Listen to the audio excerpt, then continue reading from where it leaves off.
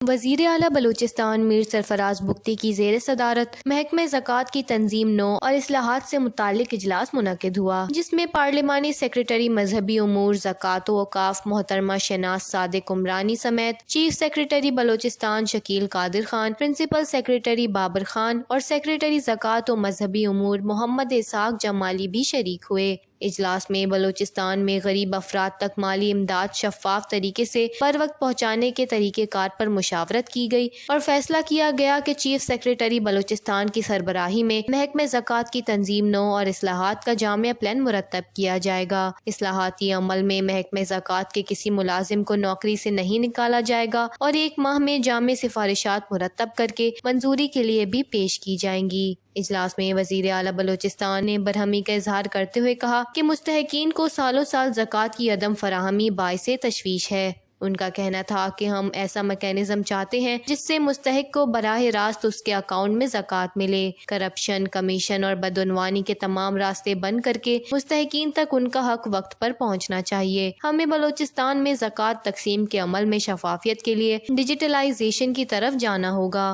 وزیر اعلیٰ نے ہدایت کی کہ محکمہ زکوٰۃ میں نئی بھرتیوں کے بجائے دستیاب افرادی قوت کو یوٹیلائز کیا جائے، ایسا نظام تشکیل دیا جائے جس سے لمبے چوڑے پیچیدہ دفتری عمل کے بجائے اسمارٹ ڈیجیٹل طریقہ کار کے تحت مستحقین تک زکوٰۃ کی فراہمی یقینی بنائی جا سکے۔